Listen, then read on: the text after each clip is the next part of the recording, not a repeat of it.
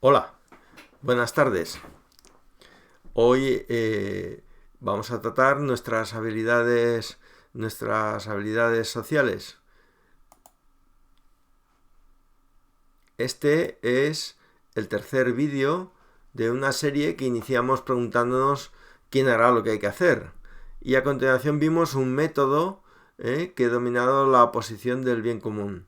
Si quieres tener una idea del conjunto del sistema, lo que presento en este videolibro es un sistema, yo te recomiendo verlos todos, no van a ser muchos. Bien, pues siguiendo con la cuestión que expusimos en la última ocasión, vámonos al centro de la cuestión, que es el ser humano. Al final, si nosotros somos responsables, tenemos que ver cómo nosotros actuamos. Más allá, pues incluso de nuestra propia voluntad. Cómo nosotros como seres humanos, con nuestras características, como dice el título, con nuestras habilidades sociales, cómo somos. Pues bien, a diferencia de la abeja, que es también un ser social igual que nosotros, los seres humanos tenemos grandes diferencias. Ellas tienen su especialización incluso física dependiendo de su ADN. Sin embargo, en nuestro caso, los seres humanos tenemos, a diferencia de las abejas, tenemos conciencia. Tenemos conciencia individual y conciencia global. La conciencia global es la que hace a nuestra forma de pensar como especie. La tenemos desde que existimos ambas y ambas han evolucionado con nosotros. No nos reconoceríamos en una persona de la edad de piedra por ninguno de sus aspectos, más allá de los más básicos de la supervivencia. Bien, pues esa es la diferencia con las abejas, que está en su ADN. Con respecto a ellas, nosotros, ¿quién define, digamos, nuestro programa, la forma en cómo actuamos? Pues fundamentalmente el conocimiento y las emociones. El conocimiento como conocimiento vivo, aquello que sabe cada ser humano, que es su propia experiencia vital, no solo lo que ha estudiado, sino lo que ha experimentado, y la cultura general de la sociedad. Lo que en ese momento todos podemos conocer o sabemos o utilizamos, ¿no? Y las emociones. Las emociones es algo que no solamente tiene el ser humano, pero que el ser humano utiliza en todas sus actitudes. Una persona que está muy caliente puede hacer cosas de las que después se arrepienta porque estaba muy afectado emocionalmente. Y al revés, una persona que pasa totalmente de un tema ya le puedes contar lo que quieras, ¿no? Que aunque esté todo muy bien explicadito y sea todo perfecto, pues ni le calienta, no sirve de nada. Entonces, no es solamente el conocimiento, sino el conocimiento más nuestras emociones. Ambas nos definen. Bien, pues nosotros como seres sociales, me voy a quitar que si no os tapo. Como seres sociales tenemos valores con los que nos identificamos, tenemos libre albedrío, es decir, la posibilidad de decidir, cosa que no tienen las abejas, ellas tienen una función determinada en su origen. Tenemos una identidad que tiene que ver con estos valores y cómo nosotros valoramos, ¿no? Todos los temas que están en nuestra identidad afectan directamente a nuestras emociones. Y tenemos la subjetividad. Nuestra subjetividad son aquellas interpretaciones personales de elementos que son comunes a nuestra sociedad. Es decir, no es suficiente con que vayamos y leamos esta es la definición de tal. No.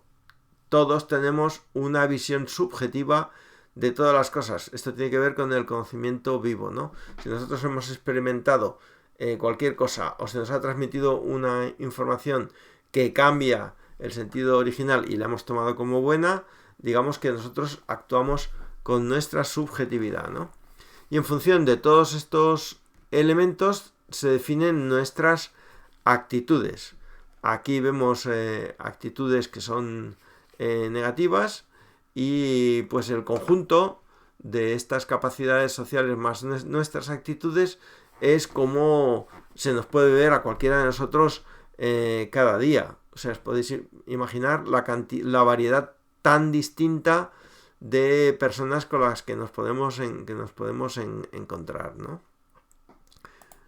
Bueno, pues esta característica, el conocimiento que cada persona tiene combinado con estas actitudes, valores, identidad, etcétera, nos llevan en este momento a un proceso de individualización extremo. O sea, estamos en un momento en el cual la sociedad tiene un grado muy alto de conocimientos, pero por no tener una actitud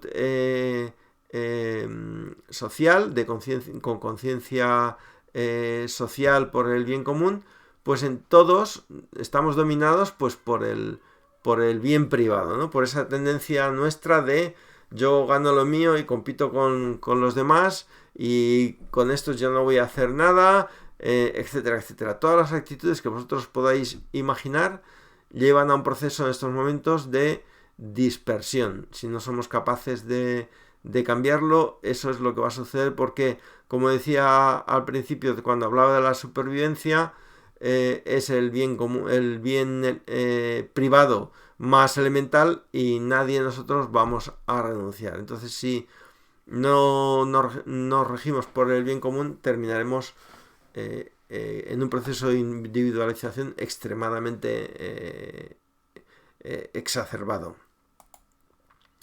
Bien, pero volvamos a lo que decíamos antes. Aún así, tenemos conciencia individual y conciencia global. Fijaos que la conciencia no es algo que es fijo o estable, es algo que nosotros estamos evolucionando y creando en cada momento. La sociedad está viva y nosotros, como parte de ella, pues modificamos y evolucionamos nuestra propia conciencia. ¿Qué es lo que hace el bien común? Bueno, pues aquí tenemos a una señora que ha recogido una cosecha de tomates, que está muy contenta con su resultado. Es por tanto una persona que en este momento está viviendo una emoción muy agradable, es feliz, ¿veis? Entonces, digamos que su conocimiento vivo, lo que ella ya sabe hacer en su huerta, le produce felicidad, tiene por tanto una emoción que, si sabe transmitir, se puede traducir en un aprendizaje tanto social como individual. Por esta razón, la inteligencia social está también muy vinculada a las emociones. Quiero recordar el caso de los primeros meses de COVID, en donde no teníamos una sensación de felicidad, como es en este caso de los tomates, sino al revés, teníamos una sensación de congoja, de miedo, de qué iba a suceder con tantas muertes, con tanta progresión, con la progresión de la pandemia que parecía no se detenía, ¿no? Bien, pues esa emoción generó una inteligencia social que tuvo muchas consecuencias que no me voy a repetir, ¿no? Que los que recordéis un poquito, pues os acordaréis cómo se manifestó la inteligencia social en aquel momento. Bien, entonces tenemos que decir que el bien común produce cambios tanto en la subjetividad individual como en la colectiva. Fijaos que decíamos que la subjetividad es como nosotros entendemos algo que ya está en la sociedad. Digamos que el bien común aproxima o facilita la interacción entre la subjetividad individual y la colectiva. Se vuelven compatibles, ¿no? No hay la situación esa de pelea e individualización tan exacerbada que decía que sucede en la sociedad, ¿no? El bien común lo que hace es que integra el conocimiento vivo, la identidad, el libre albedrío, las emociones, los valores, todo esto lo alimenta, interacciona con él y nos hace evolucionar a todas las personas que participamos en ese proceso, ¿no? Nuestras habilidades sociales de poder ser destructivas cuando solamente se mueven pensando en el bien privado se transforman en un elemento muy positivo cuando giramos alrededor o actuamos alrededor del bien común, ¿no? Estas cosas que he mencionado han sucedido ya antes muchas veces. Por ejemplo, en el caso de la crisis del Chapapote, que ya lleva unos años, pues aquellas personas que tanto querían la Costa da Morte se fueron corriendo para allí porque es un sitio precioso y colaboraron todas ellas en limpiarlo, en acabar con aquella catástrofe que las autoridades eran incapaces de detener, ¿no? Un momento en donde podemos ver cómo las emociones movilizaron a la sociedad y sirvieron para preservar un bien común, ¿no? Aquellos parajes tan bonitos. Bueno, la revolución científica, otro momento en el cual pues se produjeron grandes cambios en nuestra sociedad. Recuerdo que la revolución científica se produjo inicialmente pues en la Edad Media, luego siguió a continuación, pero empezó en la Edad Media, un momento en el cual la Inquisición estaba en contra de cualquier cambio y con el trabajo de personas muy brillantes que se negaron a aceptar que el mundo era inmutable, que era plano, etcétera, pues se produjo la revolución científica, ¿no? Otro caso en el cual esas personas que eran muy creativas, muy empoderadas con sus habilidades, con su ingenio, se negaron a ceder al poder de la época, la Iglesia, los estados, y consiguieron romper muchos siglos de atraso y de incapacidad de la sociedad de evolucionar, ¿no? Otras situaciones en donde se ha manifestado son las situaciones de doble poder, ¿no? Aquí vemos en la pantalla donde veis que pone doble poder, son unas imágenes tomadas de la rebelión contra la ocupación francesa, ¿no? Aquí teníamos dos poderes, el poder de las tropas francesas y el poder de la población sublevada que no cedía ni con fusilamientos ni de ninguna forma, ¿no? El caso de la pandemia, que ya he dicho antes, generó un poder en las redes de solidaridad y ayuda mutua que se crearon espontáneamente que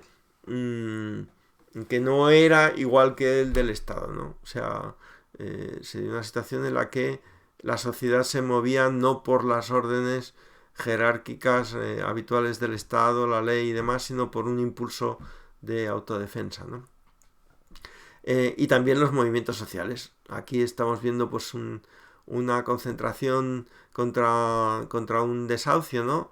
Personas que se sienten afectadas por esto, que no pueden aceptar, que creen que es un derecho humano la vivienda y entonces salen a movilizarse, a defenderse a aquellos que la van a perder, ¿no?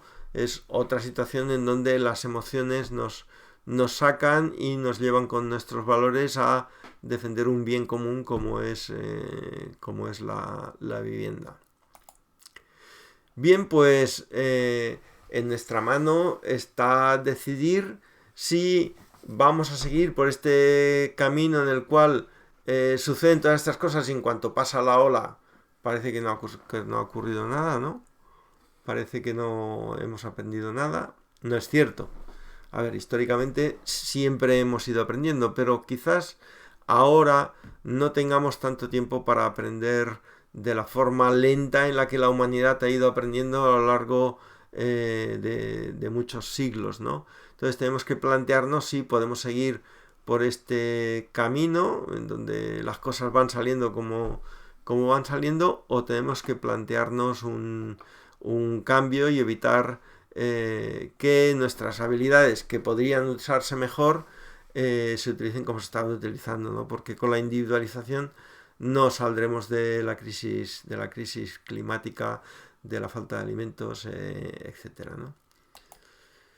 Ya hemos visto que la posición del bien común nos permite, usando o bien una organización o bien una persona que tenga una posición neutral, nos permite obtener un conocimiento diferencial que nos puede, que aparte de permitir ponernos de acuerdo alrededor de un bien común, pues genera una pequeña educación en ese caso, en ese momento, ¿no?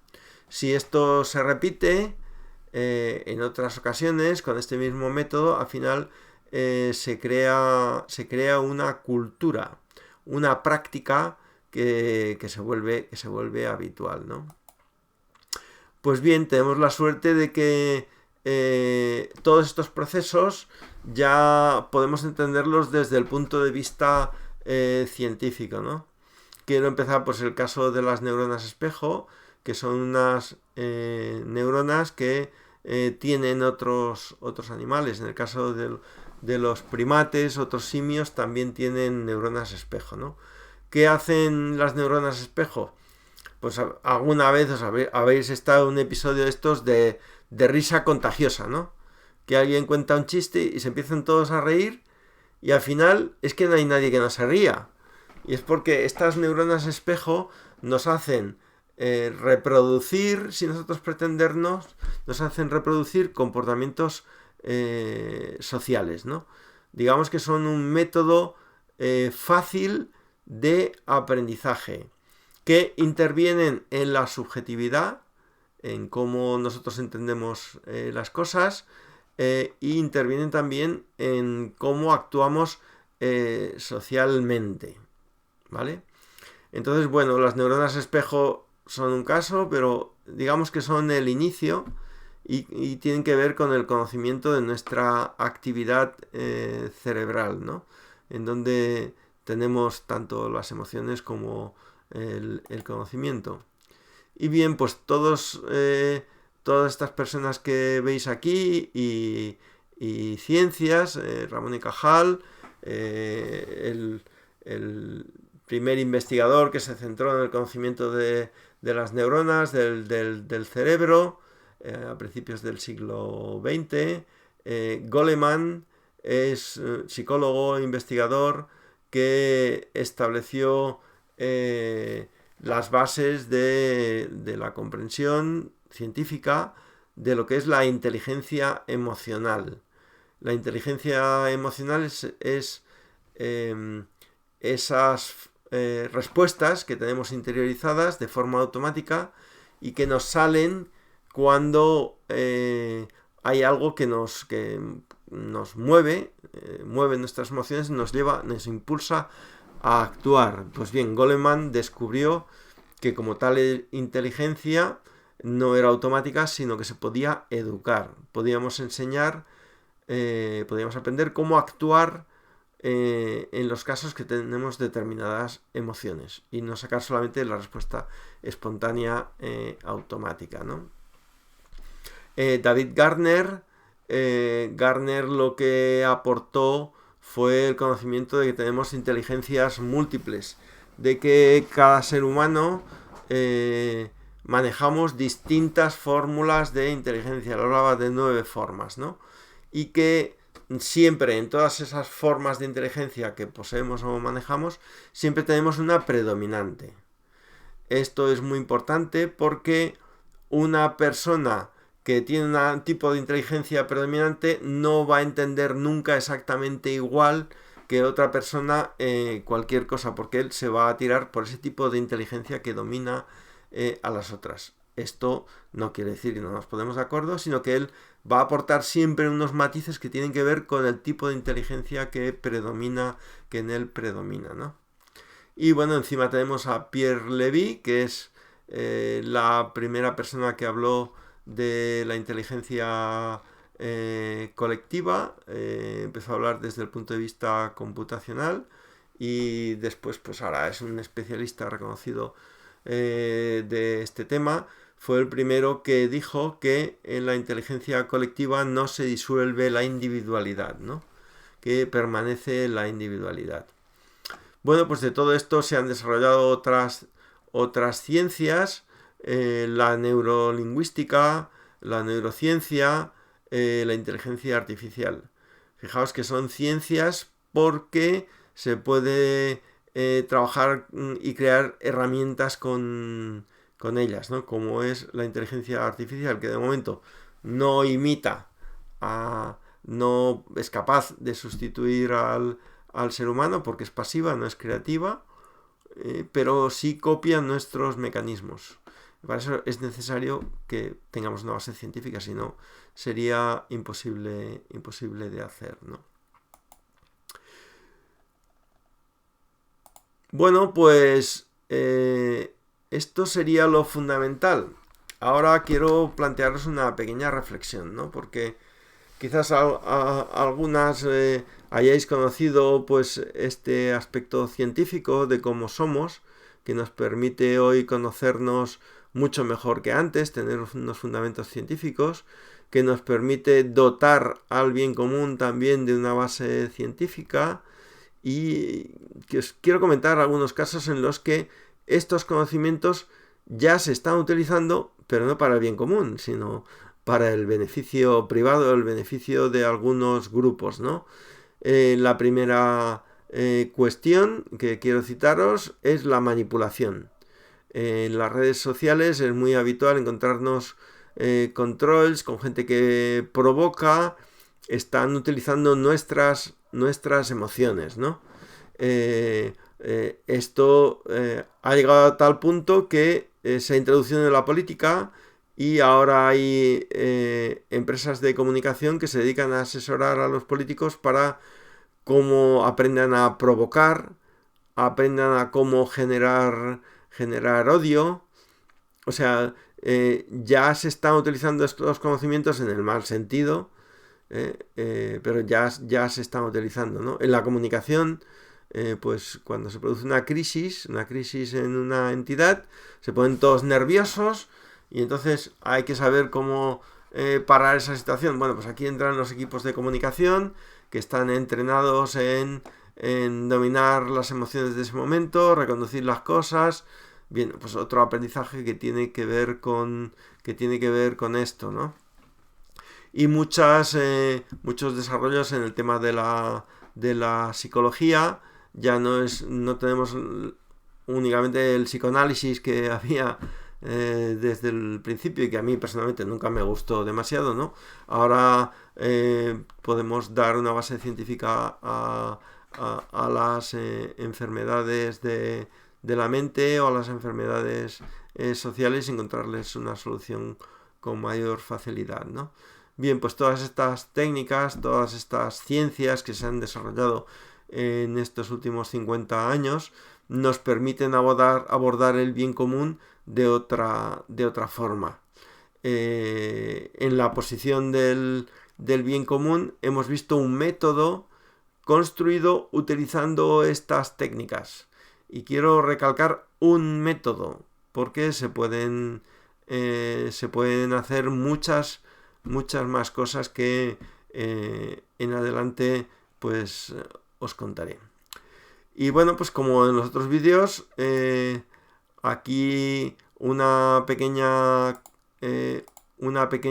conclusión, y es que los cambios objetivos en el bien común crean, con su proceso social, con la participación de las personas en el proceso, crea un sujeto colectivo e individual que es capaz de empoderarse de ese tema, ¿no?